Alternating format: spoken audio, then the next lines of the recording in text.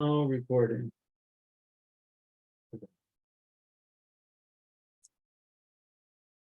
Horatio, that's such Maybe the nice people voice. on the computer can be introduced. I don't know any of them. Okay, do we have any changes to the agenda? Anybody here? Nope, Nick? changes to the Change- agenda. Oh, okay. Any unscheduled open public comments?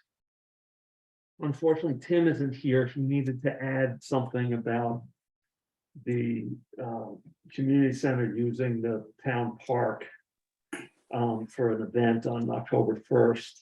Okay, And I told him, yes, the select board can approve, but you need to fill out the facility use form. right, And you need to advise Patricia Wise, she's the park commission. right.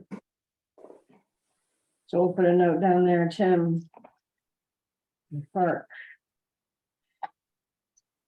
But he's not here yet, so. Okay, we can move on to that. Let's go to, I move to approve the minutes of September 8th, 2022. Second on that. Second. I wasn't here. Any discussion on those minutes? I thought they were lovely. Yeah, I did too. I do my best. Okay, all those in favor of approval of minutes from September 8th, say aye. All right, Aye, that passes. Signature pay orders has been completed. Okay, it's over on Andrew's desk. Great. Got to review the impoundment portion of the dog order. Unfortunately, Peggy isn't here. If you want to start and hope she joins, Okay, but what do you want to do? Because I can kind of be her. yeah, let's Yeah. take a look. Okay. Basically, we saw her email. Yep. Red Cross folks will get to you in a couple minutes.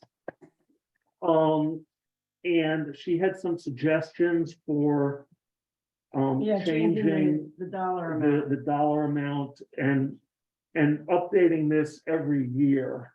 And so what I thought is, since she's not here, what if I worked on that with her and presented you with revised PBs, Yeah. revised ordinance, and then you guys can approve it at the I think next that'd be meeting? great. Does that yep, make sense? that would be wonderful. Okay. So then in lieu of Peggy being here, that's what I'll do. Okay, sounds Yeah. good. Any, Sorry. you're okay with that, Jim? Yes. Great.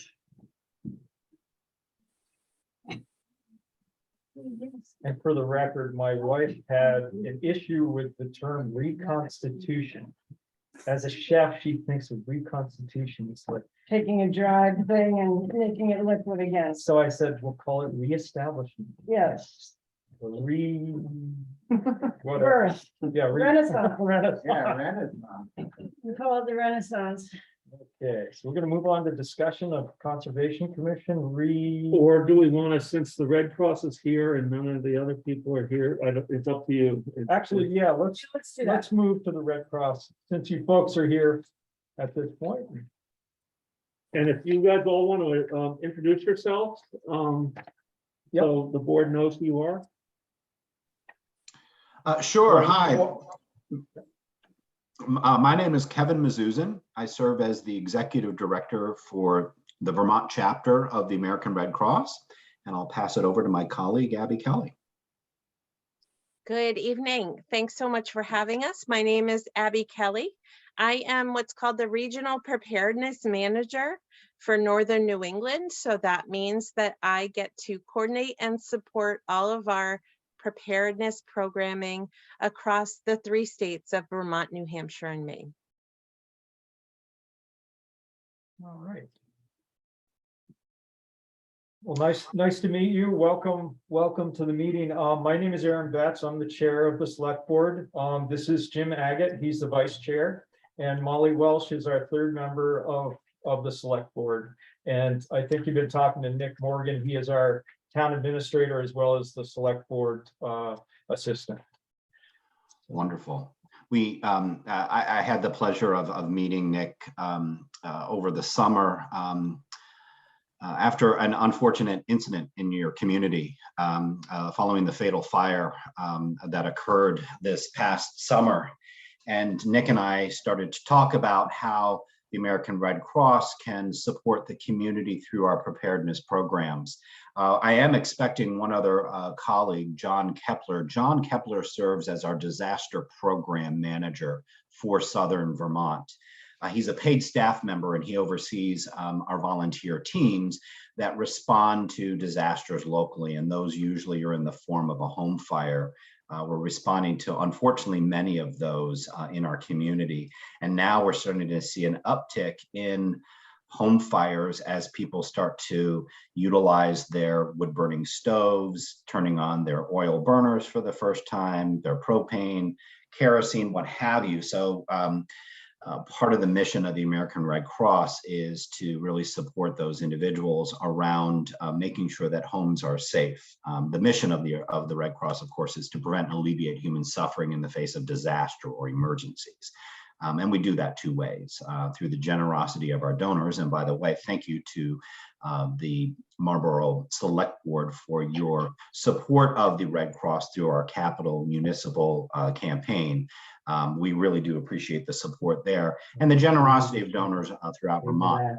But anyway, you don't want to hear me talk about the work of the Red Cross. It's truly about the work that Abby and her team is doing at the local level with her preparedness program. So I'm going to turn it over to Abby, and she's going to run through our preparedness programs, hopefully inspiring a collaboration with you folks, community partners, the fire department, and anybody who wants to help make homes safer in the community. So off to you, Kevin and Abby, I hate to do this to you, but our representative from the fire department is not here at this point. And we really wanted them to be a part of this conversation since they're integral to the whole thing. Then let's wait. Okay, sounds good. I hate to do this to you, but if you can hang for a little bit, that'd be great. Is someone coming? Yeah, Carol Ann Lobo is supposed to come. Okay. And I think the chair is supposed to come also. If you want, if you're ready to start talking about the Conservation Commission, that's great. Otherwise, we could move to my little report, which would give people time to show up, or however you want. That would be great. We're gonna go on to the town administrator report right now. I did include one thing on your packet. It's at the very end, and it's called the proposal for road planning and grant acquisition. And I've been giving this a lot of thought over the last couple of weeks. And I think it's a four, it generated 4 points to me. Is one is finalize discussions with forming a road maintenance and improvement group consisting of select board member, the road foreman, and a group of 3 who shall not be named. Soron, Saruman, and anyway. Have the MRI group, that's the road maintenance and improvement group. That's what you just named? Yes, that's the road maintenance, the arm, I'm being NASA, RMI, lots of initial Road maintenance improvement. group. Once we got our ducks in a row, go out and walk the road, do a survey, go, that's a thing, that's a thing, that's a thing, that's a thing, just kind of get a huge list of all the places where there's need for maintenance and or improvements. Then the next stage would be to obtain funding through a municipal planning grant or this municipal highway and stormwater mitigation grant. They have something, it's referred to as scoping. Okay, And what scoping is what we would refer to as evaluation and how much is that job going to cost? What is it going to entail? mhm, So there's sources of income. Colin Bratton, who is he's already helping me get who I should write to and get information from. He's already introduced me to a couple other people at the WRC who handle this sort of stuff. And, he really likes this idea that I'm putting forward. I'm just, because I'm trying to sell it to you. This is my 2-minute elevator pitch. Okay. This process of scoping, once we get the money and then hire an engineering firm, determine the urgency of the project, determine who would complete the project, i.e., is it a small project that the town crew would be able to handle? Or is it a large project like Ames Hill Road that we hire to lose me and they come in and do whatever they want, whatever we want? Which is that page? I don't find your page. The last page of the package. Going the way back. Okay, Oh, there we go. decided. Yeah, okay. Thank you, Nick. Sorry to interrupt. There's chairs in the back there too. Then the engineers would also determine costs, prepare documentation for possible grant applications, and including such things as cost benefit analysis, which all of the grant stuff that I've been seeing says CBA required. I have no idea how to do a CBA. Right. That's something that professional accountants and forensic people do. And the fourth point is the goal is to have, I refer to it as a box of projects that are all scoped out. Cost benefit analysis has been done. Now, granted, it might need to be tweaked if it's 2 years ago the survey was done, but $100,000 grant money coming down, 80-20 going to my box. This is from my improv days. Open the box. Oh, $100,000 project. Because these grants come down and they give you like 6 weeks. Right, so if we're prepared ahead of time. So if we wanted to try and get an engineering firm, it wouldn't happen. The grant would be prepared sloppily. And from my class I took, the one thing the woman said is they get 100 applications. If your grant isn't, they're just going to look at it and they'll just toss it. I mean, they don't care about Marlboro. They're just looking at, and then you can read my. Okay, that looks great. And my goal is this: if we can do this through like end of summer 2023, get all these plans made, survey done, get the funding, and this is we get funding to do the survey. Then by the end of 2024, we have to allocate our ARPA money, but we don't have to spend it. We have to spend it by the end of 2026. So it gives us, basically a 3-year plan of improvements with the ARPA money, but it could be that we have a 10-year plan that we don't worry about the ARPA match fund for this project, which is targeted for 8 years from now. So it's something that's been running around my brain, and I wanted to, before I went and started calling in lots of,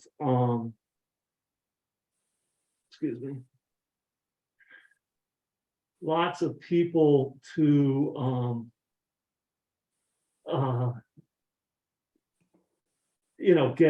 find out how to get a planning grant and call Katie and all that sort of stuff. I just wanted to see what, think about it, let me know, read over this, and you can let me Did you know. have any projects? Right now, we have nothing. Nothing. I mean, I one mean, thing, you have, you're looking at roads that need to be fixed. well, that's what the RMI group would do. I mean, it's not, it's, if I had a thought, my thought would be ditch all the way down, up and down Ames Hill Road, recrown it, put, gravel in the ditch, and you recrown it so your drainage works. That's that's a thought that I had. Of course, Jim, whatever, would say, well, that makes sense. And then, okay, so that's one that we have the engineers do. I think the first step might be to get the list of generalities, like, I've been talking to a couple of people and the brush cutting is way behind, the ditching's way behind, and there are probably places along the roads that have already been identified as good likely candidates for cloth and stuff like that. So we probably pull together a list of generalities first as we're trying to pull together the initiative. Yeah, I mean, I think if we can get these people together, if you tell me to start looking into getting a planning grant, that's what I will do. And then you guys can start working with the RMI group and whoever gets hired as the road foreman. You know, and I'm more than happy to be part of those discussions, but you know, all I need from you is, yeah, Nick, go investigate planning grants for this and we'll see what happens. I like the idea because it seems like. Go ahead, Dan. Go ahead, please. It seems like a logical way of progressing with this whole thing, because we don't have, like Jim just asked, do we have a list of things right now? We don't, and it'd be nice to have, you know, a list that we can tap into and go, this one, this one, this one, this one. Yeah, it's great. With So some smart, numbers so and smart. some ideas. I like the idea a lot, personally. You're worth a lot more money than you're getting there. Well, Woodstock seems to think I'm worth 130,000, so. Tim? I haven't been directly working on it, but don't forget that Edie has looked into a municipal planning grant, which is kind of parallel to what you're talking about, Nick. Yeah, I had asked Katie when Edie's first brought that up, can we do parallel ones? And she said there's no problem doing that. Which also is a very similar process where projects are stockpiled and reviewed and assessed by the legislative body and seen within a prioritized list. So that is not yet under process, but I guess when I was not here the evening that he proposed it to you all, but it was seen as what you weren't ready to make that decision. I think at that point, you're right. Yeah. Yeah. Is Edie on the screen? I can't quite see. Edie is not here. But Mike Purcell is. Mike Purcell is here. Oh, But Anyway, if the type of thing is, I'll you know, circle back to her because That would be good. if we can get, you know, 250,000 planning grants, or we get 130,000, you know, it might be something that we can, you know, work together. Yep. The other two items on my notes agenda, now that we're almost all here, is there's this there's a new, where's my thing here? The Agency of Natural Resources Public Notice. They're having public meetings on October 10th. And then October 24th, there'll be some edict and the town will have to file a notice of intent to obey the law. They're changing the laws, and they don't know what it's gonna be yet. isn't that a holiday? The 24th? No, the 10th of October. I hesitate to call it Columbus Day because I thought it was. Oh, Yeah. Native Indigenous Americans Day or whatever it's called these things. Monday, October 10th, yeah, I think it probably is, although it's not a national holiday anymore. But there is a meeting, I sent you guys a notice of that. And if you know, I can send, you know, it's a Zoom thing that you can join. Then the last thing is the municipal road and stormwater mitigation grant. I had a long conversation with Colin, Mm-hmm. and this grant monies, which is due October 7th, this is what I'm talking about, is like, you know, there's just no time.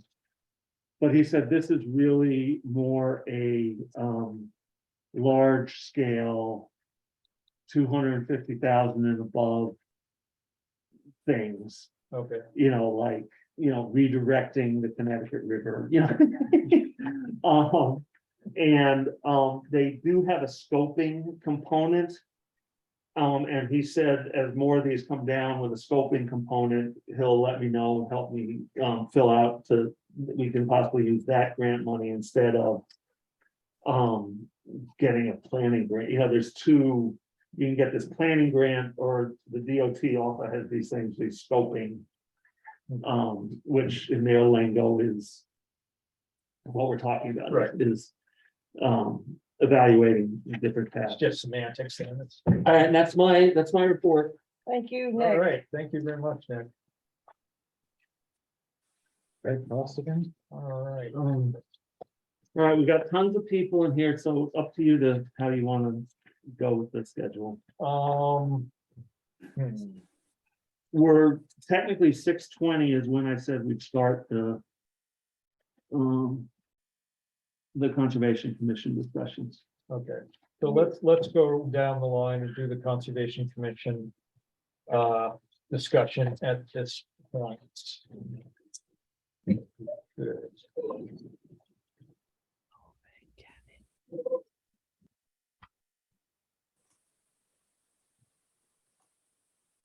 So what we're here to discuss is the recreation or reestablishment of the Conservation Commission that would be in support of the DRB to kind of assist them and in their duties, helping with interpretation of zoning regs and town maps. And that sort of thing. So does anybody have a point of discussion at this point? On, Just maybe the people who are interested in the job might introduce themselves. yeah, that would be great. My name is Hunter Jack, and I have an interest in generally the town politics, seeing how it works out, how this whole thing works. And heard that this commission hadn't existed in a while, and they were seeking people, so here I am. Excellent. Yeah. Thank you very much. Yeah. You live here in town? I do, yeah. I'm Eva Grimaldi. I also, I'm from a small town in central Vermont and really love the ability to engage in community and have an interest in history, engaging with the natural world, and am also pretty interested in zoning in general. And so this seems like something that would be really filling and interesting for me to. Have a chair. Thank you. Repeat the name, please. Cindy Cornish, I live on Georgia Road, and I'm certainly interested in contributing to the town in some way. And I've had for them interested in the environment, and I've done reporting on conservation commissions and done a little study in urban planning. So I guess I sort of have this very vague sweeping interest in this. But would be interested in seeing what it would entail to be involved. Aaron, you want to ask Mike if he's interested in? Mike. Thank you, by the way. Yeah. Would you want to chime in at this point? Yeah, no, I'd be still interested in participating.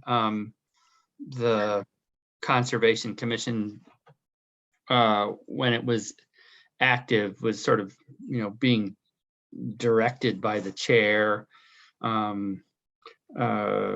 Different focuses that seem to be reflected around the state and not necessarily ones that were embraced by the populace in Marlboro, but I'm still interested in participating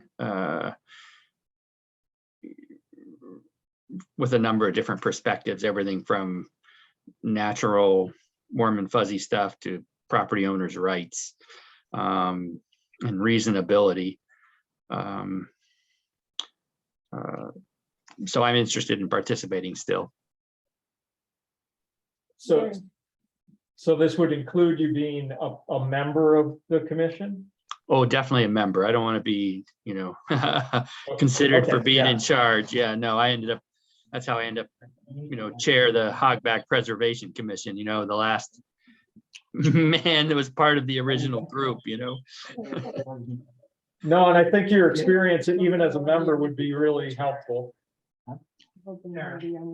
Yeah. But I think it's clear though that, there should be some kind of direction for the commission to take rather than sort of willy-nilly, whatever, just need some kind of direction or see how they can work in conjunction with zoning, et cetera. Yeah, and I think we're trying to figure out how to do that. This is a little new to me as well, to how to get that to where there's a focus and not just a loose kind of. Well, I think, any board, should not just be advanced with a personal agenda in mind. There should be some sort of reasonable approach to solutions rather than one way only, or items that are sort of ramrodded down anyone's throat, and that's Yeah, I definitely agree. I recognize Tim. There are two more people interested.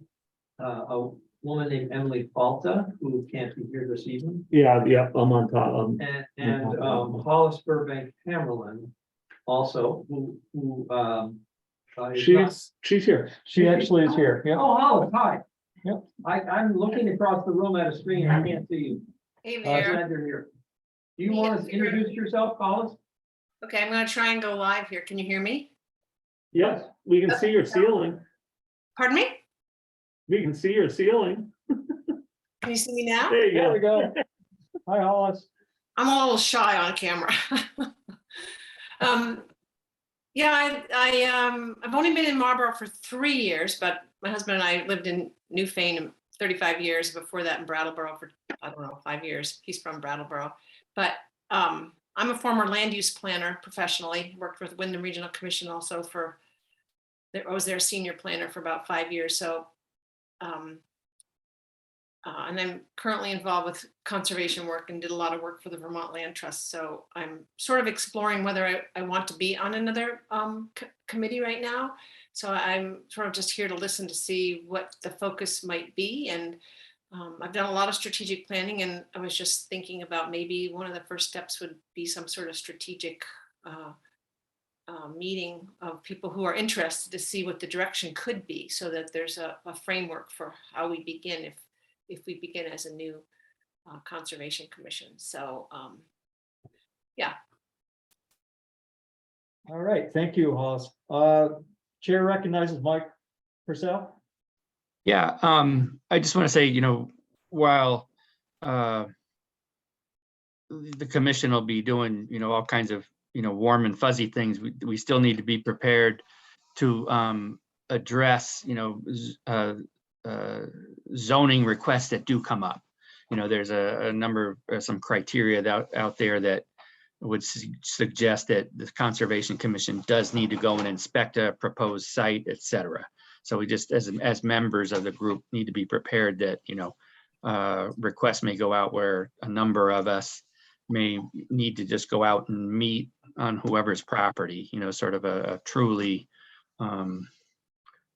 procedural operation rather than just meeting every other month or whatever the commission does regularly. So I think it's fair just for the applicants to know that someone's going to come out and look at their place and comment so that they can move forward, or know that they're going to be denied, sort of, regular duties that appear irregularly. Right. Thank you.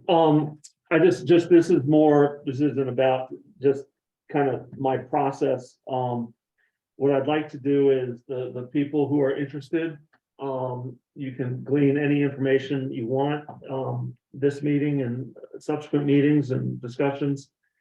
What I'd like to have from people is a yay or nay. I want to be on the commission in time for the next select board meeting, which is October 13th.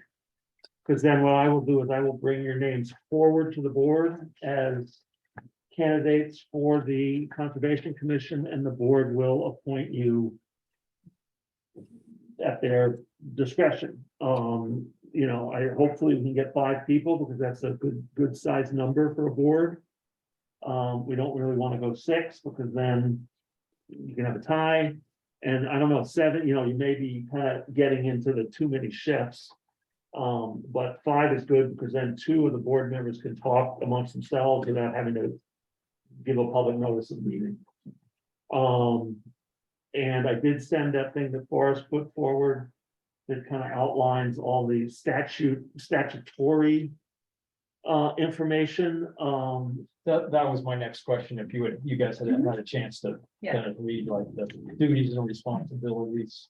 And I think. Sorry, Nick, were you? Oh, that's it. The big thing is, let me know by the 12th of October that you want to do it, so I can bring you up to the board.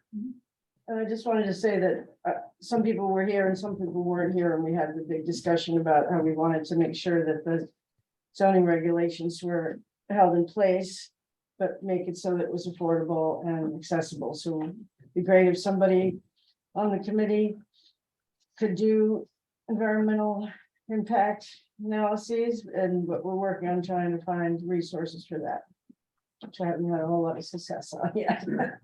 Yes, recognize him. In the last meeting that I attended, it was generally agreed that the new planning commission was going to need good advice from experienced people. And Peter Van Loan offered his assistance. Patty Smith is here this evening. She's offering her assistance as a former member of the planning, the Conservation Commission. And I think what the planning commission's job is going to be to seek out their own opinions about things, but also expert opinions. I'm sorry, the Conservation Commission. Sorry. I got planning commission on the brain. Yep. The last thing I wanted to say is that this coming Tuesday, the planning commission is having a meeting, which is going to be focused on going over what we see as the important zoning regulations that the Conservation Commission is likely to come in contact with. And those things that we see as the potential rubbing points where the Conservation Commission may get called in. And I think it's important to have this introductory meeting here in the select board first. Aaron and I talked on the phone and we agreed that that was the best way to get started. But I think we on the planning commission would still like to have that discussion with the possible members of the Conservation Commission and talk through things that we see as potential rubbing points. Next Tuesday, 5 o'clock. 5 o'clock, and that's here. Here, we're on Zoom. We do Zoom every time this one. Okay. That might give you guys more clarity on what, you know, what the expectations would be and that sort of thing, and being able to tap into people that have, like Patty, who have already been on the commission prior, and so I think it would be helpful if you had the time to do that. That would be great. One person Did you catch that, Hollis? Pardon me? Did you catch that announcement of a gathering from the planning commission on Tuesday? Yes. Yeah. That you could join by Zoom or in person. Yep, I've got it. I just took a note. If you. And you too, Mike. You He's might not- catch that. Mike's having a beer, it looks like. Okay. No, I caught you there, sorry. I really wish that he could, and he can. Would either Gene or I see Stephen is here as well, I thought. Although it's coming up as another name, as reps from the DRB, would you like to chime in on this at all? I would, thank you, Aaron. Stephen John, even though it says Solvay, Gannon, that's because I sometimes have to use the BMC's account to access Zooms or something. I don't know. I don't get it, but it's okay. We know who you are. She's an administrative assistant at Brattleboro Music Center. Okay, well, from the DRB's point of view, just to share with the potential candidates or potential supporters of the work of the Conservation Commission, we have kind of a very narrow focus. We have we get all the difficult cases. The easy cases in zoning are handled by our zoning administrator. Mary Sargent does a wonderful job. But we get the questions about where some of the circumstances the landowner, property owner sees are, do not comply. And so there's that ambiguity sometimes. What has come before us and been rather, I have to say, embarrassing for us, because we can't really take action quite often, because there is a requirement that there is a review, depending on where your property is, there is a review. If your property is in the conservation overlay map, there is a required review and a comment, or at least, some indication from the Conservation Commission that they've looked at the situation and that they've shared their opinions or their suggestions to the landowner about what to do, to mitigate, for example, against light or any kind of adverse effect on wildlife and the environment. So that's what we think is really wonderful. If we had an active commission that we could count on, that would be able to serve, you're really serving the property owners who are in the conservation overlay, and enabling them to move more quickly through the appeal process, because we hear only appeals. And we're, just so everybody's clear, we're in a little bit different situation than the either commission, at least in my view, because we are a quasi judicial hearing board. So we have to be recorded, and that's because we have to follow process very carefully. We swear people in, if you haven't been to a meeting, and that are going to speak or testify. And that's because our decisions as a board are, legally binding on the property owner. And there is a possibility of appeal to the environmental board, state environmental board, but we've never had any here. And I think as long as we can proceed effectively, we should have no reason to have any appeals. But that is the right of the owner. So if there are any questions about that, our role and how it interacts with and how we depend on the commission, we certainly, I'm here to answer those questions, as well as Jane. Thank you. Thank you, Stephen. Do you folks have any questions for Stephen? Not this time. Not at the moment. Well, I guess it's, so the design review board is looking at other considerations, and then within those considerations, there may be considerations having to do with this conservation overlay map, is that right? So that's sort of a subset of the things that you need to consider. Right. Not every case involves, the Conservation Commission. We are what's called the Development Review Board. And we actually are a combination of what are the two previous boards that were here. Maybe Gene can refresh my memory about that, but we're the government of the board governance of Marlboro was reorganized. So the Development Review Board took over two areas of responsibility. Gene? Development Review Board, back probably 2015 or something. The town had the opportunity to choose whether it wanted to continue as a zoning board, which means that if it is contradicted, or if a client does not agree with the agreement of the board and it goes to the environmental court, if you are the regular zoning board, it's a de novo case, meaning the town does not have the right to present the record as they're substantiating what their decision was. As a development review board, which is what Marlboro contracted or agreed to do, is that you have a right to present the information from the zoning hearing, and in support of your decision, and therefore the court needs to take that into consideration in making a decision of whether they're going to support the client or the board. The important thing about the Conservation Committee if you are, there's a standard which is in the bylaws saying that if you're more than, if you have making some new development in an area that is within the conservation overlay, then you have to get a permit specifically to do what you want to do in that area based on what is in the bylaws as the legal basis for saying you can or you can't, or that you have to have the permit. And there's the possibility for the person who's doing the building and for abutters or interested parties to attend that hearing and either support or disagree with the decision of the board.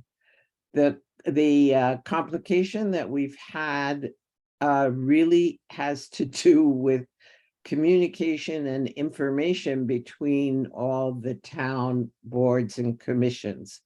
It happened at the last hearing where we had 3 people applying for permits with respect to the conservation overlay were required to have their reports from someone representing the Conservation Commission or the state. That is a possibility that was put into the bylaws, but that is a much longer delay, and we did not know. And at the last minute, the people said they couldn't get a conservation report because there was no committee, and the board did not even know that the committee had disbanded. So it's necessary for us to make sure that communication and reports and minutes and things like that are posted in such a way that people know what's possible and what's not possible. I just add for clarification, I think the bylaws that Jean was referring to is really referring to the zoning regulations. We do have DRB. We are actually a board that has certain laws that we have to stick to in terms of criteria for issuing variances and so forth. But I think the bylaws are all our regulations for zoning, they're all in the zoning regs, I think is what is most concerning to the public and landowners, property owners in our town. Yes, and the bylaws were written and approved by the planning commission, which is why we're talking to the planning commission. I think they're proposed and adopted by the town, but that's right, yeah. Yes, based on what was written.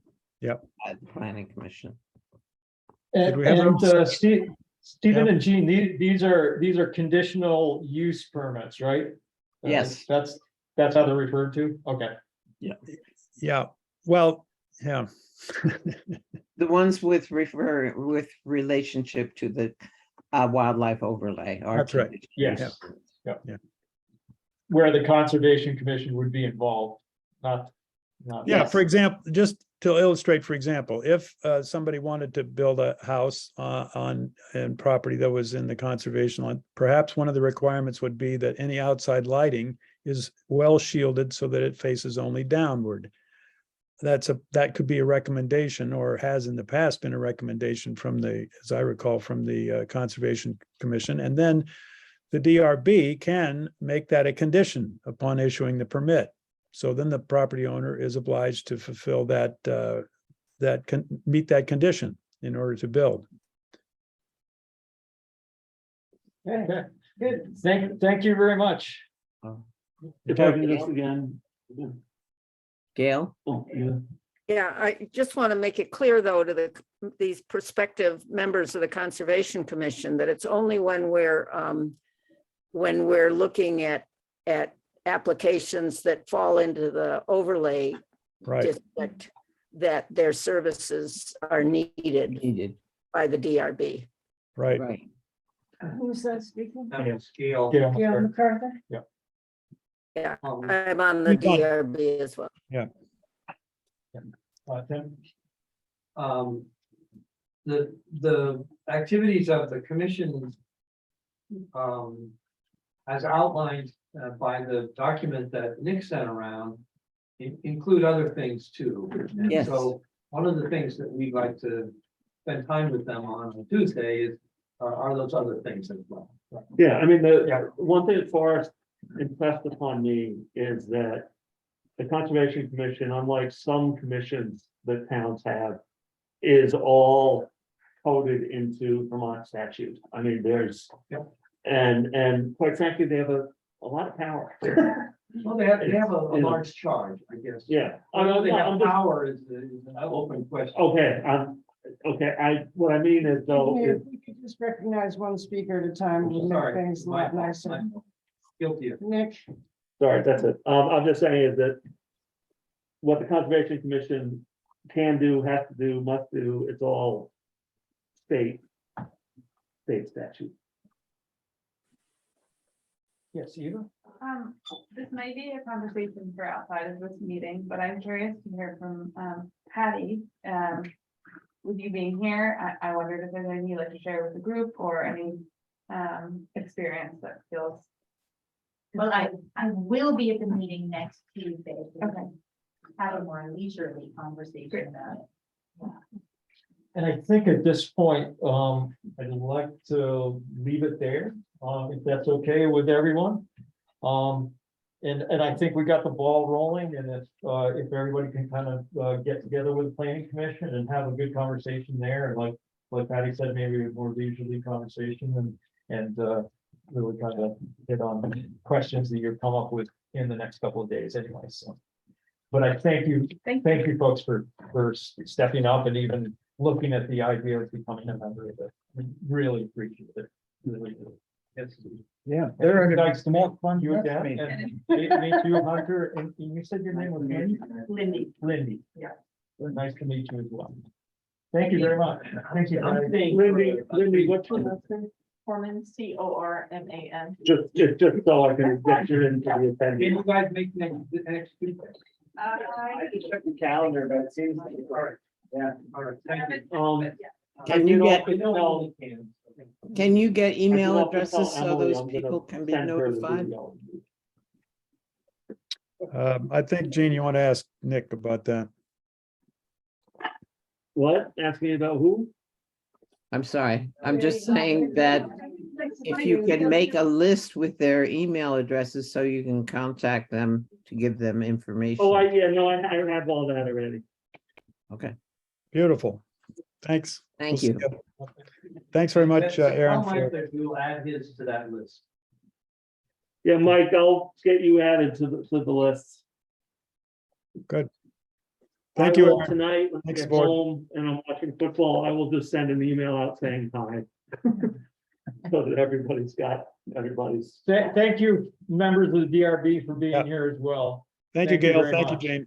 Thank you, Aaron, and the board. Bye-bye. Right, thank you very much. Take care.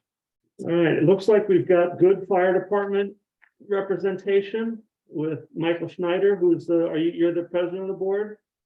No, I'm the treasurer currently. Treasurer, okay, and we have Carolyn Lobo, who's the fire department's me. We have Adam Fletcher in-house, who's fireman, deputy chief. And I'm not sure, I know that the MCC was planning on being here. I don't know if That's Oh, Gail. that Gail's the MCC. And I will throw it over to Abby if it's okay with Aaron. Yeah, that'd be great. Jennifer. Sorry for the disruption and moving you around. It's just, we wanted to have everybody in-house to have a good discussion and listen to you folks. So Oh, thank Abby, if you wanted to continue with what you were starting off with, that'd be great. Sure. And I just want to quickly, John Kepler has joined us. Kevin had mentioned him earlier, but just in case no one, if you weren't here at the very beginning, when we introduced ourselves, Kevin Mizuzin, who serves as our executive director for the state of Vermont, for the American Red Cross of Northern New England, is here, as well as John Kepler, who is our disaster program manager for Southern Vermont. So that means that he is very involved in the area as far as all things the Red Cross, and including our volunteers workforce. And Kevin had brought this to our attention, and John as well, because of the fatal fire that happened in Marlboro. And we have a lot of programs at the Red Cross that we can provide.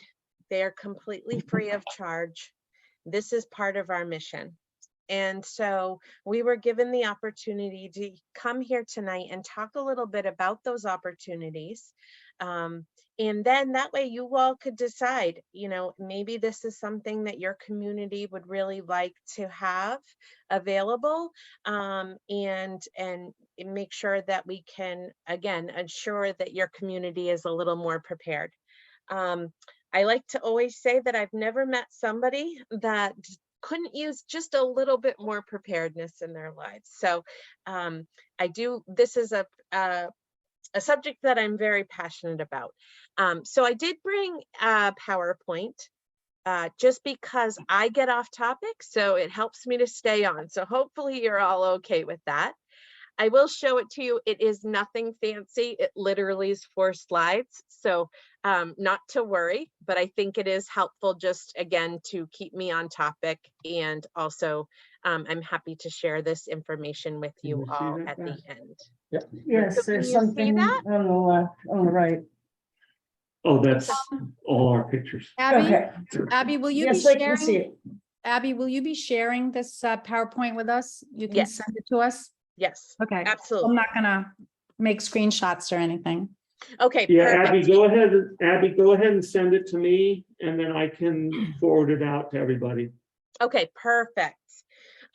So I do like to just remind people, because a lot of people don't realize, obviously the Red Cross, whenever I'm wearing my Red Cross gear, everyone always says to me, oh, do you work in blood services? Which is very common because yes, we are a provider of blood. We also do disaster services. And when people ask me, what is disaster services? What does that mean? Well, there are 3 parts to the disaster cycle. We have preparedness. So obviously this is to either mitigate damages of an emergency or perhaps prevent them altogether, right? So who couldn't use that? The next part of disaster is response. That is something that John and his team really are focused on, because we in the United States respond to a fire every 7 minutes. So that tells you that we are very, very busy, because not only do we respond to fires, but we also respond to any kind of natural disaster or emergency like that. Okay. The last part of our work in disaster cycle services is called recovery. So we don't just, after the disaster, we don't just say to people, hey, good luck to you. We want to make sure that those people have a safe place to go back to. We want to make sure that we can provide some comfort and care there. We also want to provide access to other organizations that maybe could help them as well. So we do go through the entire cycle. So tonight we're going to be talking about preparedness, because again, we want to either mitigate damages from an emergency or prevent them altogether. So there are 3 kind of overviewing programs that we have in preparedness. The first is our youth preparedness programs. And I know that we do have a conversation with, I believe it's Wayne, who is from the elementary schools or the superintendent's office. Okay. He's the principal. Yep. Okay. So we're Of the elementary school. Perfect. So we are going to have a conversation with him as well. I do just want to share with you these programs. And what I should have said, and I don't know that I already did, is that these programs, again, are completely free of charge. And every program that I am showing you here, as far as presentations are concerned, we are able to offer either in person or virtually. And so I just want to make sure that I make that very clear. So the very first youth preparedness program we have is called the Pillowcase Project. This program is for 3rd through 5th graders. It's about an hour long. And what we talk about is a local hazard, which in our case in Vermont, we would talk about winter storms. We also talk about a calming technique because our mental health during an emergency is really, really important. Our mental health in general is very important. And as you can imagine, during an emergency, our brains might get a little bit nervous or anxious. And so we want to make sure that we have a way to keep our brains nice and calm. We also talk about home fire safety during this program, as well as we talk about a pillowcase. Every child receives a pillowcase. On this pillowcase is listed, you'll see the picture here. There's a listing of things that you could have in your pillowcase in order to be more prepared. This program is wonderful at empowering our kids because you know what? They all will usually say to me, Miss Abby, I'm in 3rd grade. What can I do to help my family? That's crazy. And we give them actual tips that they can help their households to be more safe and also their communities. So empowering our kids, because when we have children who pass away in a home fire, most of the time it is because they are scared of their smoke alarms and they've gone and hid. They didn't know what to do. And so these programs are not only empowering the children to make sure that they can take action, but also making sure that they are part of that plan. Because when they're part of the plan, then they know what to do as well. So it's really important to make sure that we involve our youth in these programs. The other program that we have is called Prepare with Pedro. Pedro is a very friendly penguin that we have at the Red Cross. If you are ever having a bad day, please go to YouTube and Google Pedro from the American Red Cross. He has a series of videos that just bring a smile to my face, and he's very clever as well. This program is for kindergartners through 2nd graders. It's an interactive storytelling program. What we do is we read a story about Pedro, who's gone over to his friend Maya's house, and they are getting ready for making a home fire escape plan and what that all entails. And they're also checking those smoke alarms. We also do talk about a calming activity during Prepare with Pedro. We have a variety of different modules of Pedro, but home fire up here is typically the most popular. I'd like to get into one that's about hand washing, because who of us couldn't use a nice reminder about hand washing? So those are our 2 youth preparedness programs, again, completely free of charge and something that we can do virtually or in person.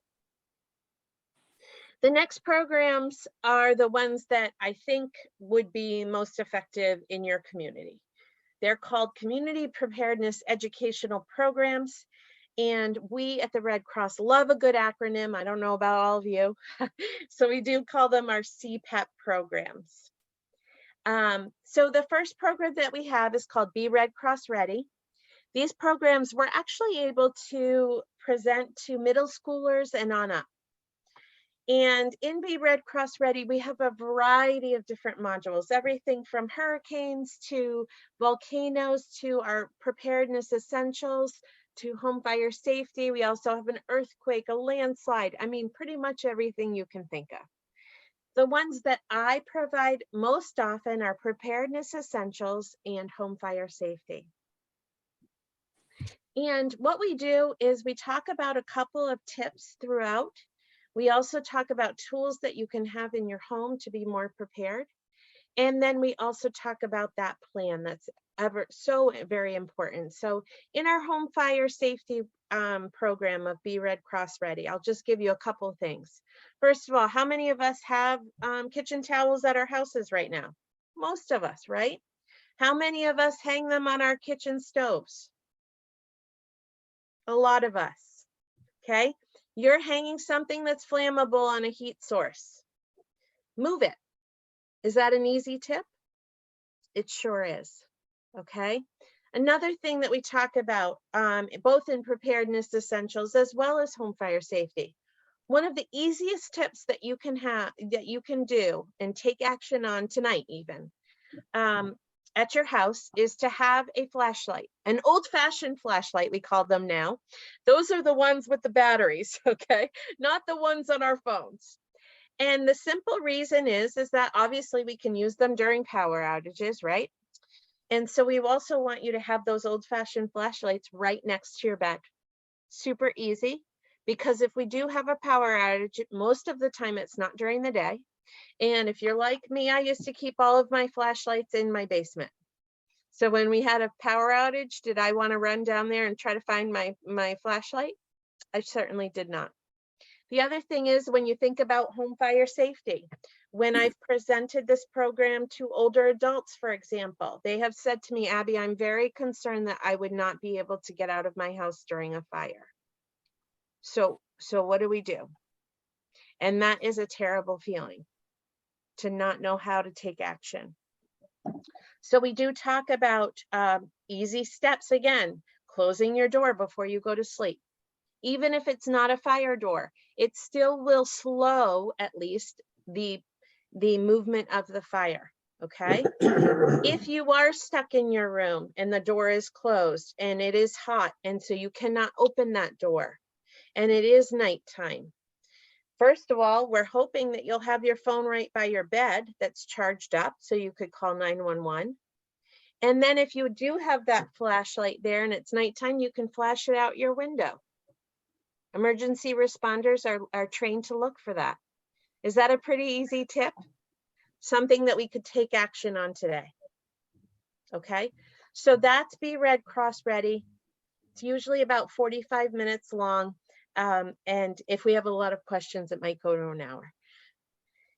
The next program that we have is hands only CPR. This is compression only CPR, and I will explain why. If I was going to pick on Nick for a minute, because I can see you, I would say to Nick, when I tell you to, I want you to hold your breath, okay? And then I'm gonna pick on Jean because I can also see her. And I would say, Jean, when I tell you to, I want you to stop your heartbeat. Okay, are you guys ready? And hopefully Jean would say to me, excuse me, I can't stop my heartbeat, right? Can we live a little bit without our breath? We can.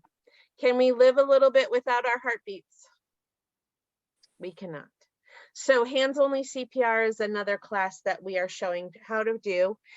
It's compression only, and it truly is because we just want to make sure that more people are safe.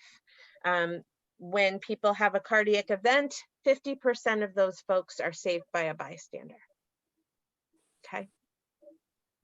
The last thing that we have is called Ready Rating. This Ready Rating class is for businesses, small organizations, schools, faith-based organizations, things like that. And it's a computer-based program where you go online, you can take either 2 questionnaires. One is much more lengthy and in-depth. The other one is a little bit shorter. What will happen is after you've taken that questionnaire for your program or organization, it comes back with ideas of how your organization or business can be more prepared. Then what happens is once you've taken those steps, you can go back and enter that you've taken those steps, and then they'll give you some more steps that you can take until they feel that you are adequately ready. At that time, you get this wonderful decal. You won't have one that says 2019, unfortunately, on it, but you will have, it says American Red Cross Ready Rating, just like the one that you see here. So really important ways and easy ways, again, to make sure that we are more prepared. The last program that I feel any community could want or need, and I've never met anybody that said this is a horrible idea. So this is called our Home Fire Campaign.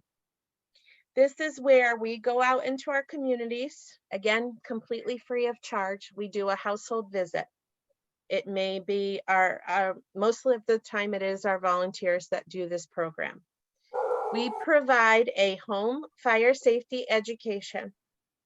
We check batteries in existing alarms. We will install new smoke alarms as needed. We also, it's not listed here, but during the home fire safety education, we will also talk about your plan. Because does anybody have any ideas other than the people that are associated with the fire department? How many minutes do we have to get out of our house during a home fire?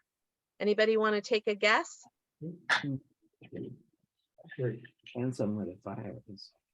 3 minutes. Okay, it's actually a little bit lower even than that, 2 minutes or less. That's pretty fast. But if all of us think back to our middle school days, I don't know if you all remember doing fire drills during school, right? And there can be some pretty big schools, right? Some schools have 500 kids in them. But guess what? Even nowadays, when they do a fire drill, all 500 are able to get out in 2 minutes or less. And you know why?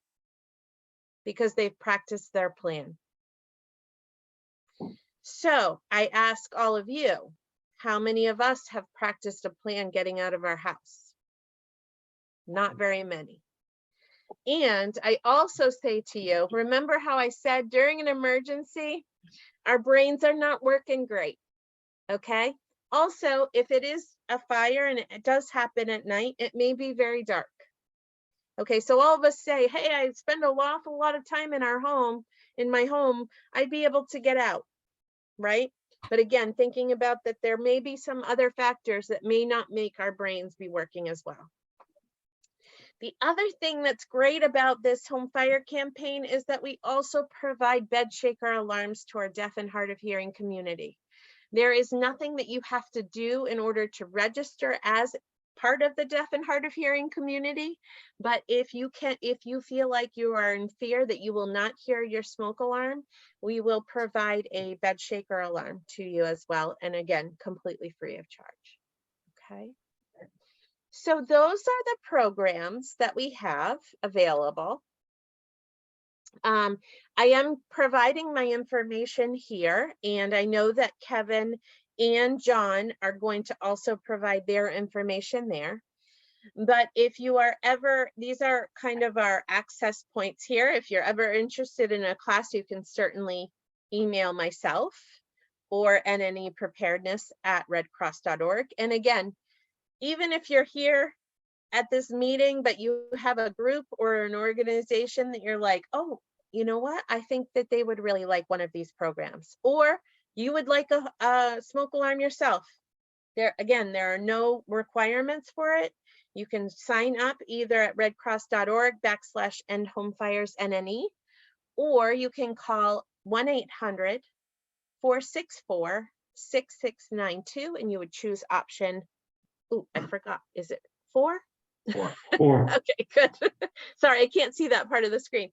But the other great thing is that, like I said, I will make sure to send this information out to you all. One of the interesting things, I always make sure that whenever I come in contact with any type of member of the fire department, I always ask them a question about smoke alarms and plans. And they always agree with me that obviously they're helpful, right? Having a working smoke alarm in your home reduces your risk of home fire by 50%. That's amazing. But the other thing that one fire person had told me was that they had said to me, Abby, if you were going to be in a car accident, would you want to know 2 minutes ahead of time so that maybe you could prevent it? And I thought, yeah, I would. Same exact thing. If you're going to have a fire, wouldn't we want to know 2 minutes ahead of time so that we could take action? And I sure would. So that is the reason why we get to do what we do. And we just really want to be able to help your community. And so if we can do that, we would love to be able to do that in conjunction with you all. Does anybody have any questions, concerns? Anything? Recognize Molly. I'm just curious about the outreach factor, because I think there are people in our town who would need to be contacted and encouraged to have a home visit. And I'm not sure how that works. How do we get people who may not have internet or may not come to the community events to get signed up for a home visit or an educational program? That's a great question. And I don't know, John, if you want to take it or if you want me to take it, or Kevin.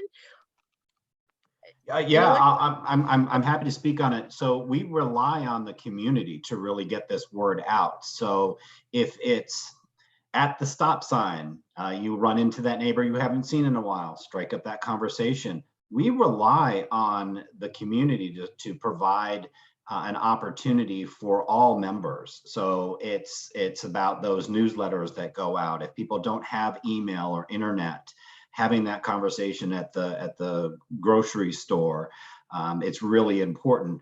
We do, again, rely on you as members of the community to share the word. And if there is a listserv or if there is a notification that goes out through the town, that's usually something that's very helpful as well.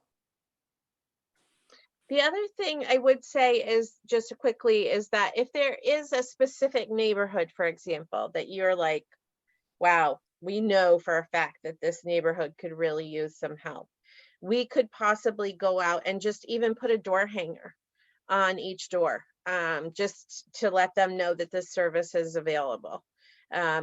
Obviously, we don't like to knock on doors because that can be a little bit scary for both parties, right?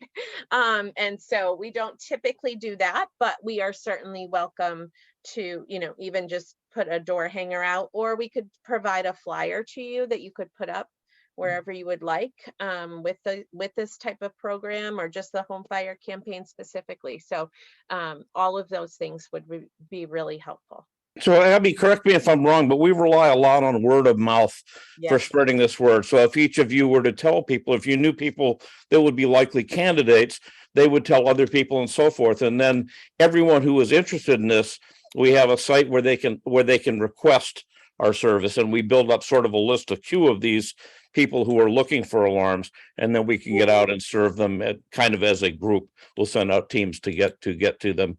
And that's the most efficient way of doing it. Either that, or we partner with the fire departments and supply them with a supply of smoke alarms and the forms that go with them, and a little bit of education if they need it, and let them go out. That has the added advantage of they're known within the community. If they come to the door, this is my firefighter. This is not some stranger from the Red Cross. So we found that to be really effective as well. We did do that. Recognize Nick Morgan. Just real quick, because I thought we have a local bi-monthly newsletter for the Marlboro Mixer, and it gets put in everybody's mailbox, so the entire community sees it at least in their mailbox.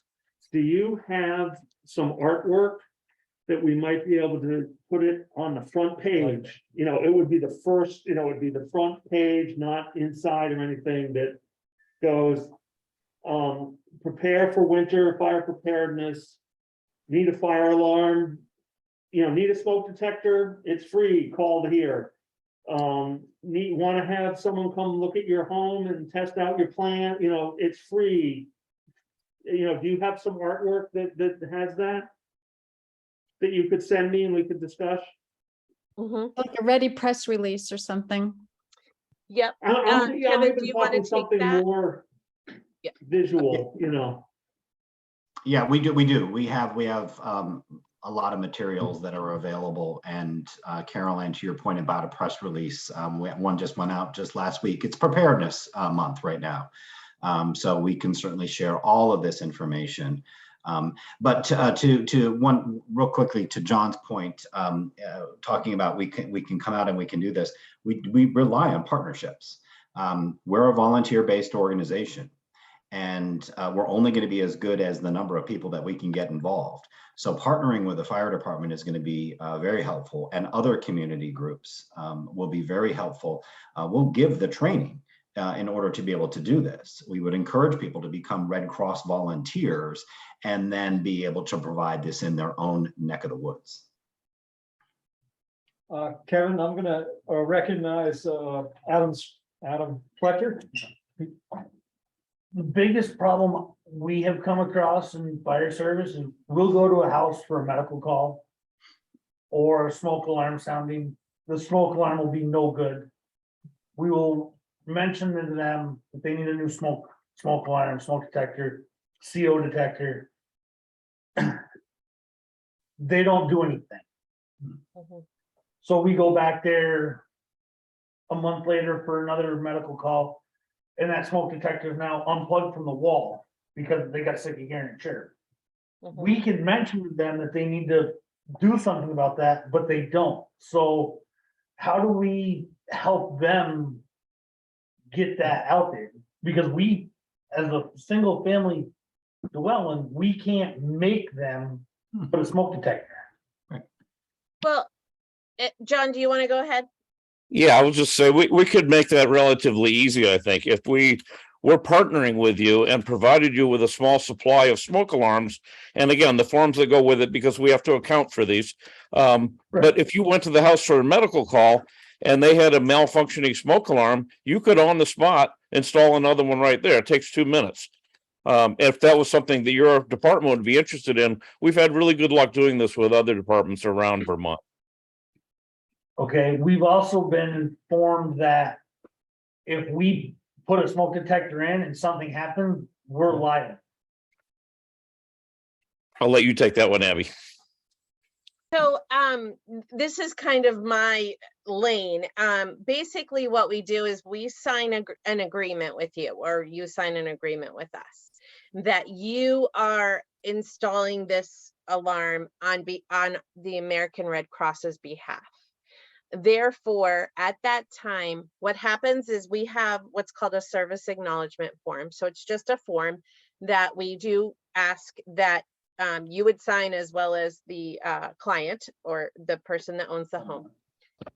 What they agree to is basically that if there was to be a malfunction of some sort with the alarm, that you are not responsible, nor is the Red Cross. It's a very simple form, and literally we do this throughout the country. And I will tell you this also, we have, because of these smoke alarms, we have been able to prove that we have saved, it's about 1,500 lives throughout the United States. And we've only had this program since 2015. So it's working. And yes, there are some, the state of Ohio, they only work with their fire departments. They only have their fire departments installing alarms. They don't even have their volunteers doing it. So it is something that, because of that agreement, and then what the client does sign, you're not responsible for that. Okay. That's helpful. That's I very think helpful. probably, I don't know, Carol, talk to your lawyer and make sure you're covered, but Right. unfortunately, the way of our world these days. Exactly. And even during COVID, it was the same. We had to make sure, because what happens if the fire department does go in and then that person had COVID, or so yes, we've been going a lot around with the lawyers to make sure that we're good to go. That's really helpful, Abby. Thank you. Kathleen. Yeah. Chair recognizes Carol Ann Lobo. Yeah, so I'm very familiar with Prepare with Pedro and the Pillowcase project, because the company I work for created them. But what I don't know is if you have something specific for seniors, because the community, and I'm going to let Jennifer speak to the wonderful work that Marlboro Cares does. They're already out and about in the community, and they do senior teas, they do senior lunches, and they often invite speakers to come in. So my question is, do you have a presentation that is specific to elders that you can do for Jennifer and Marlboro Cares? And Jen, if you want to add to my question.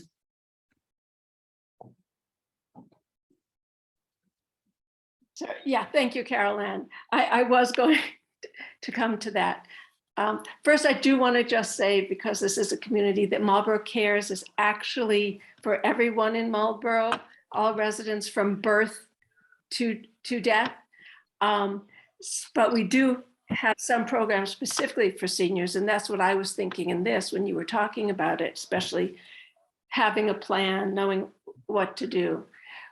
I was going to request at this point, because of COVID, we do have senior lunches where we can distribute information. We also do mailings to everyone in town of the seniors, and we know people who are more vulnerable, and we often will do visits with them. We are not having, pre-COVID, we would have twice a year, we would have big informational meetings where people could come and learn about something. We're not doing that during COVID. We don't feel it's safe to get that many people together. But we do have senior teas, which we're outside now, we're going to limit it to 20 people, but a month. But we do have access to reach people, but we would need flyers, information from you that we could then distribute. And we'd be happy to do that. And someday there might be, when COVID is just like a flu and it's safe, then it would be great to have you come up and actually give meetings. But there are some people who will not come, and so we still would contact them. Yeah, so there's two things. First of all, absolutely, we can provide flyers, whatever you all need, we'll give them to you. The second thing is that we do have, when I was talking about Be Red Cross Ready, obviously the home fire safety is for any age. And I've definitely given it, provided the presentation to a variety of different groups. So again, any age. Also, and it's been super helpful because that's where I get the most questions about, I'm really afraid. How would I get out? But we also have a Be Red Cross Ready, and this one is overall preparedness for older adults. It's specifically for older adults. So it's thinking about if you were to have an emergency as far as, any kind of thing, like a winter storm where you had to stay home, or you had flooding that you had to evacuate, what kinds of things would you want to have? First of all, you'd want to have a kit. You'd also want to have a plan, but you'd also want to be informed and make sure that you could let your loved ones be informed of what's happening as well. So we talk about all of those things in that program as well. So that's our Be Red Cross Ready specifically for older adults. The other thing, Jennifer, I just want to mention is that we've had great success in presenting these programs virtually, where the people are all there, but the presenter is just on a screen. It's funny, the kids you would think would be exhausted of watching the screens, but they think that I'm on TV, so they think it's really neat. And as well as the adults, when they can be in a room, but I can still be the speaker, it provides that safety, but it also is allowing for us to provide the education as well. So just something to think about. We're still having a lot of fun with making sure that we can present this in a variety of different ways. Yeah, that sounds great.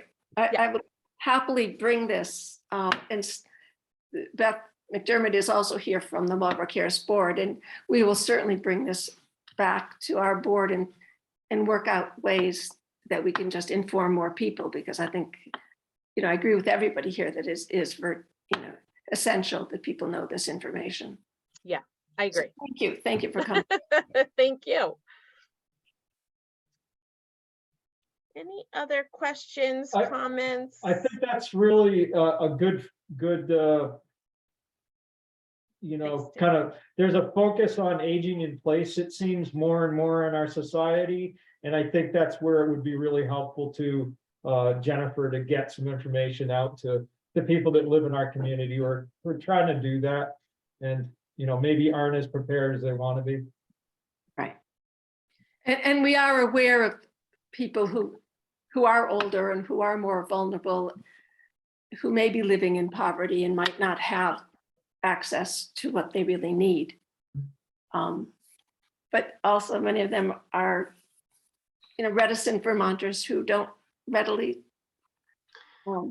enjoy having people come into their homes. But Yeah. And we have great volunteers who can also, bring some of this information and even help them set, put in, along with the fire department, maybe put in smoke detectors. Mhm.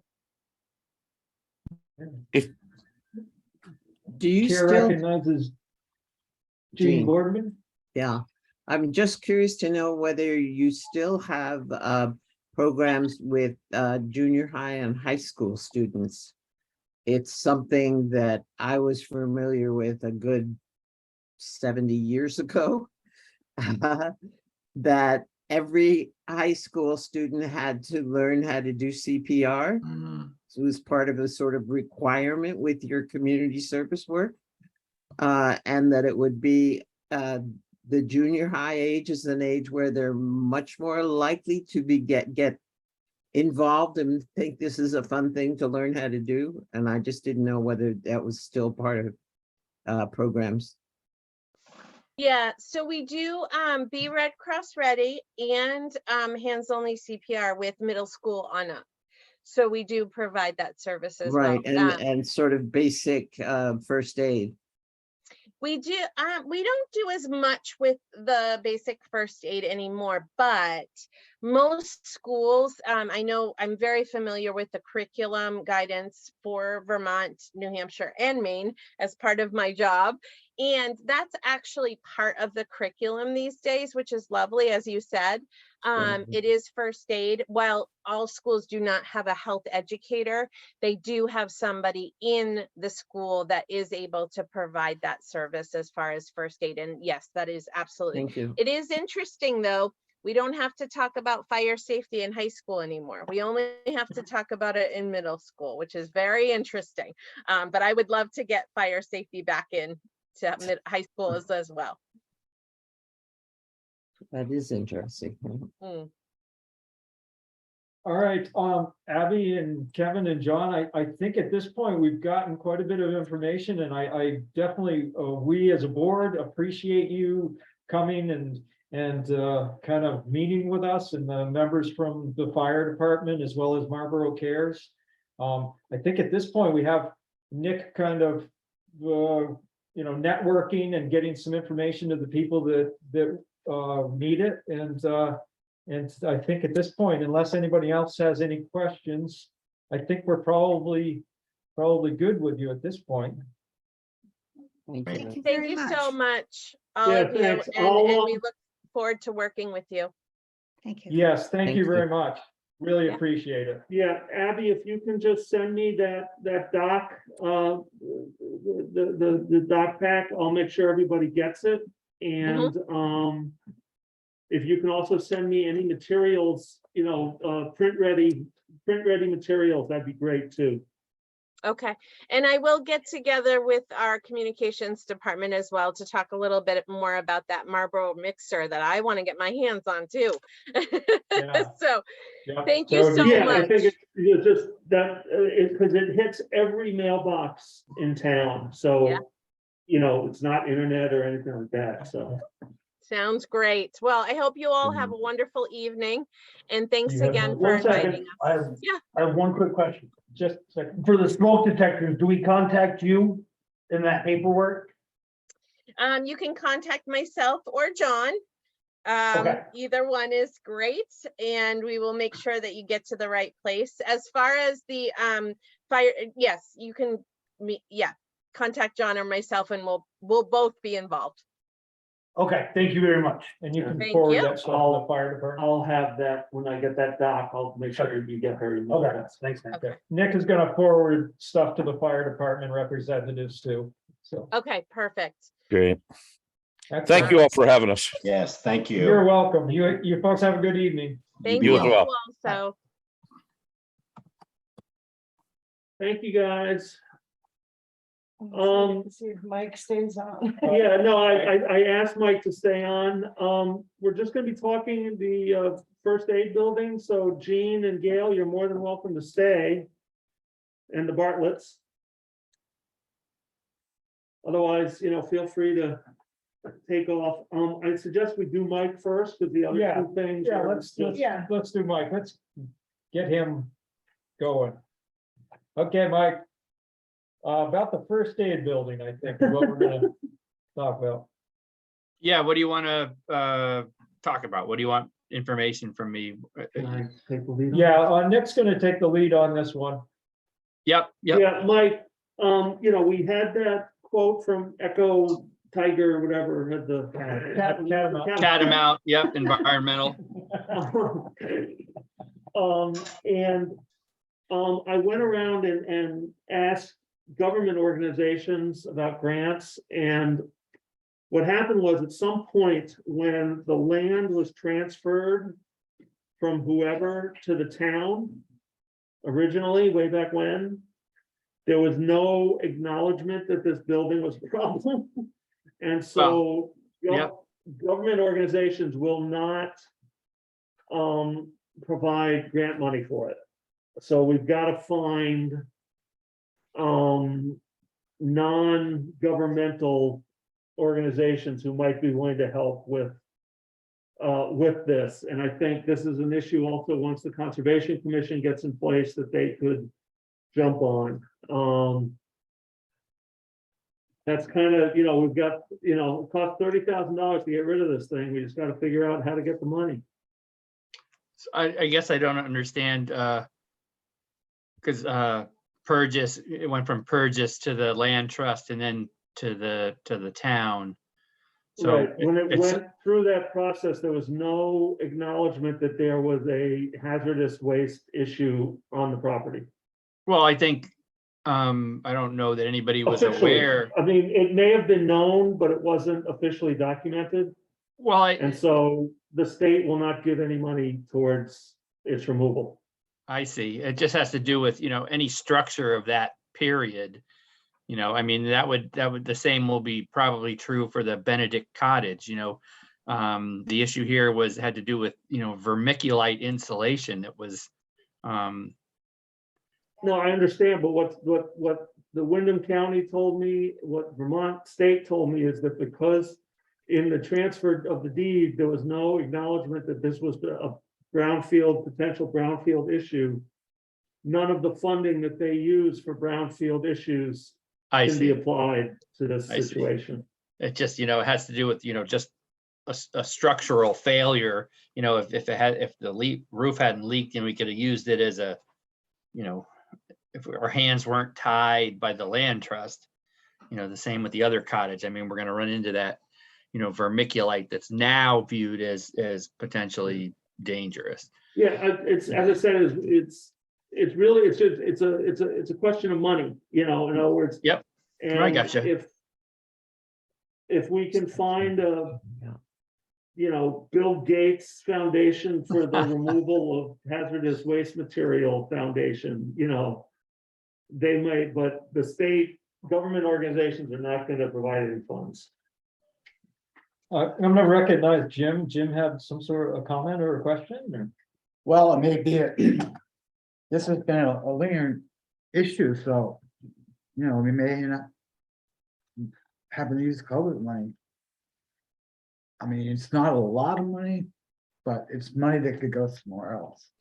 But, you know, the liability you brought up now, that it was given to us, or we bought it back when it turned over to Marlboro. So, I mean, it could be something that we could consider. I don't know. Yeah. I'm bringing forth the idea to consider, because you went as far as you can go. Yeah, except for, as I said, is what I think probably is going to do is, because nothing can be done during the winter anyway, Right. is Well, let I me don't. work with- I don't know that the structure can't be addressed, you know, in the winter time. I mean, you know, while if we'd have started this process before it was in as serious a condition, it would have cost more money. But now that it's in like terrible condition, you know, that's why the prices, you know, choke lower. And that has to do with, you know, if it were more structurally sound, you know, guys would have to go inside wearing suits and respirators and gloves, you know, but now in its dangerous state, the operator can work inside the cab, controlled environment. He doesn't need to get outside of this thing. He just needs to put it in the container and cart it away. That being said, it's still no less an attractive nuisance for the no-goodniks that want to go inside there. So, the money that we balk about spending will pale, if there's an event or an incident where, somebody gets hurt inside there, no matter how much we post it, so, in the old days, we'd have just pushed it in the hole and covered it up or burned it down, but none of that stuff is acceptable, much less in that particular ultimately location. it comes down to how much of the endowment is the hogback willing to spend, and then how much is the town willing to kick in, and. Right, but we don't, the town doesn't have access to that endowment anymore, and that was always the wrinkle before, was, they didn't want to do that back then, all you can do now is ask the HMCA if they're interested in participating, but otherwise, we have the town of Marlboro has no money at all, to do anything on that property, sort of what comes out of that lease or the general fund. Yeah. But the town of Marlboro would still be liable if of course somebody was hurt there. Of course, because I haven't been by there to look at that building ever actually, except to drive by it. But how secure is it as far as people getting in? It's not. Like years ago, we dismantled part of the garage that was attached to it. So I took the and we sold a bunch of the scrap off and cleaned the place out. And at one time we were gonna kind of get a bunch of the lumber or what have you.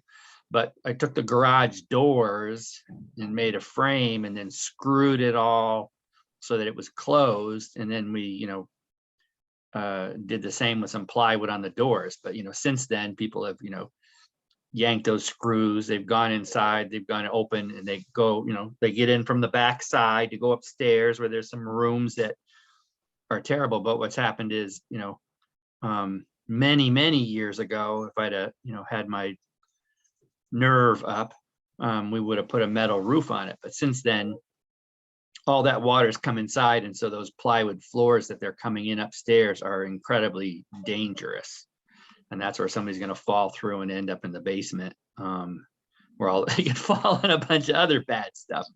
But we can try securing it again. We'll revisit that beforehand, but determined mind just get in there with a crowbar and go in the back, and because nobody can see them.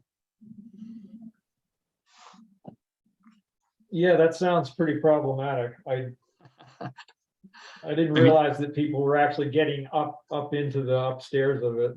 Oh yeah, they go in the back because there were two back doors, because again, many years ago it could have been a cool groovy little place, but it just would have required a bunch of money that nobody wanted to spend, because they were really, really adamant about not drawing from the reserve. Excuse me. Yeah, the capital. Excuse me. Yeah. If I can make a suggestion. Yeah. Is talk with Linda. Yeah. And I don't know how the endowment is tied to the, I don't know, but she will, and then you guys can figure out what you want to do. There seemed to be some apprehension a couple months ago when this came up, that they were kind of like, well, they're sort of on their own. Mm-hmm. They ought to have a bake sale or something like that, I think was one of the comments. But if the town of Marlboro is actually financially liable if somebody gets hurt there, whether or not they broke in or not, that can run into hundreds of thousands or more. So I don't know. I'd like to talk to Linda and kind of follow up on this. Yes, she'll say the money's, it's all theirs now, because in theory, or in practicality, or as it's been, determined, as the town never should have gotten that money anyway. So in the big vote, they returned all that money to the HMCA. Yeah. But, over the course of the years, we've renegotiated the lease for National Grid. So what was, they were giving us, whatever, $2,000 or something ridiculous. Well, now they're paying us on the neighborhood of, I think, 17 or something like that. So the idea was, that lease, could be contributing towards paying this 30 grand off, however you want to work it out. That's what I would rather like to see happen, because it'll be much more palatable all the way around, I think.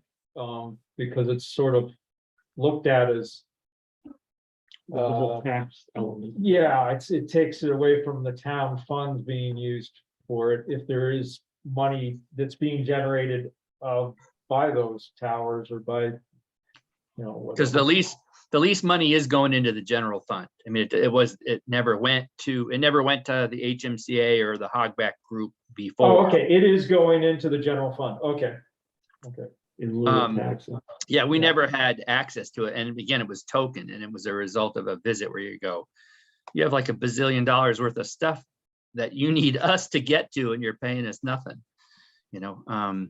so there is money coming in, regularly, not enough to pay it in one swoop, but certainly it could be like accounted for. You can figure out how to amortize it or take money out, or, this is going to be paid off.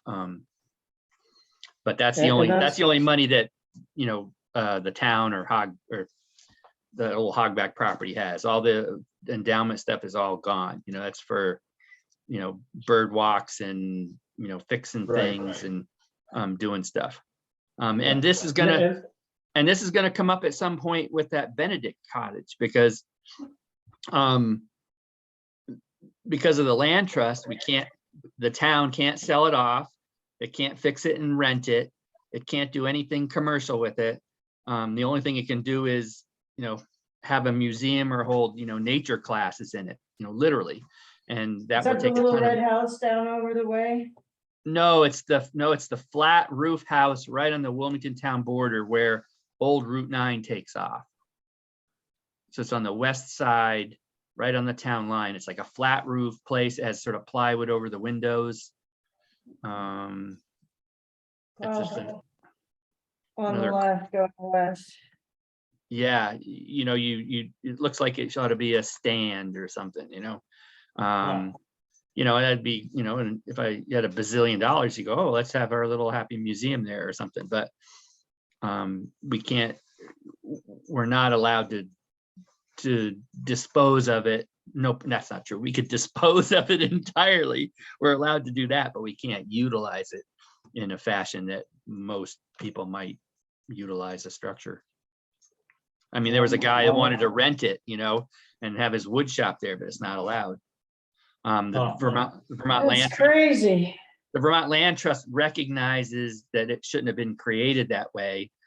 They don't do this anymore, but they won't revisit it, and so someday, when the crazy first aid building is gone, that'll be the source of, more no good nicks going inside abandoned buildings. Again, Mike, who is the lease through? We're generating income. The lease is through National Grid. National Grid, okay. Maybe we can set up a fund for those two buildings. Yeah. Yeah. And Catamount's good. They've done work for me, but yeah, there's other companies do that.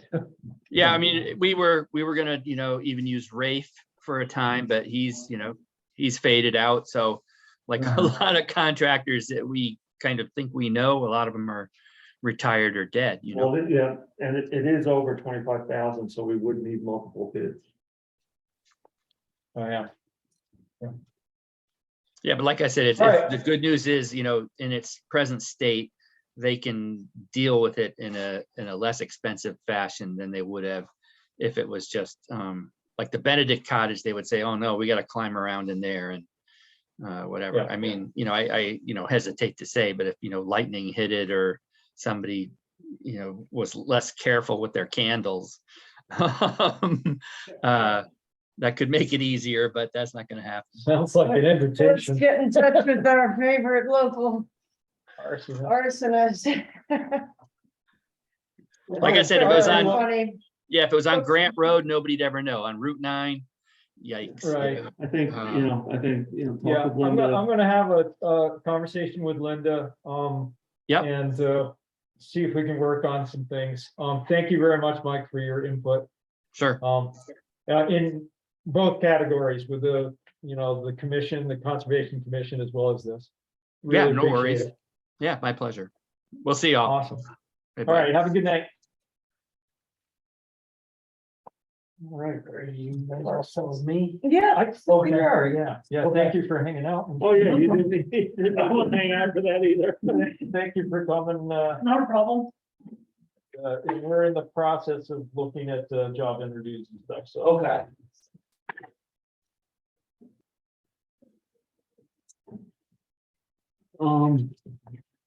Need you to John Hancock that, so I can give it to David and then, Does it have to be in black?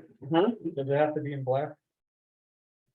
I'll do it. Do it in black, make it black. Thanks for Okay. coming. No, have a good night. Thanks, Adam.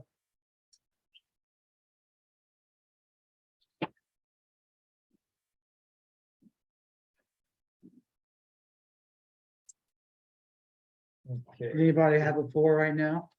I think No. we should get a different monitor. Do we have a monitor that's bigger than that and clean? We can put it up I on the think wall. we should. We spend have some approval, money we have on it. approved, no, we've already approved it. We Yeah. approved $2,500 to get a smart monitor. If you want me to proceed with that, I will. Well, I mean, is there anybody use it besides us and you? Not really, I mean, I'm sure the planning committee, I mean, it's just like the owl, once it's here. Yeah. Because what you do is you plug the owl into the big television set and then you can, draw on and stuff. I kind of was holding off because it's just like. I'm gonna actually see about maybe just a nice 40-inch television that can Smart TV, yeah.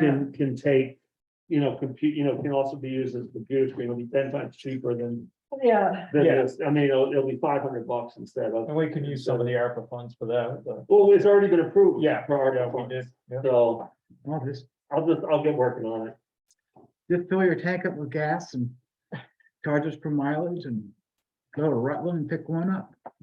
I don't have to do that. I just call them and They deliver they it. deliver it. This guy in a purple suit with it says FedEx on it shows up. I will let you guys discuss how you want to The interview plan, do we have to discuss that at the regular select board meeting?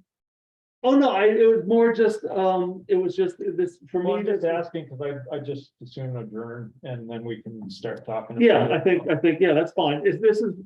I wanted to get you No, I appreciate the that. things. Yep. Ads are out in the Herald, the Banner, the Commons, the Deerfield, Indeed, the Vermont Job Link, and we got one response. I spoke with Colin Bratton. He said there's like, everybody's looking for one of these. Which avenue did Michael Bates's come through on? Indeed, Indeed, okay. $52 that's cost. If we interview him. No, he's already passed, I'm already past the 48 hours to reject him. Okay. That's why I sent you that and everyone kind of said, oh, it looks okay, so then I didn't reject him. All right, All right, well, I'm gonna should we move adjourn? to adjourn the select board meeting of the 22nd of September 19, 2022. 1922. Let me cancel a thing, non-meeting oriented stuff.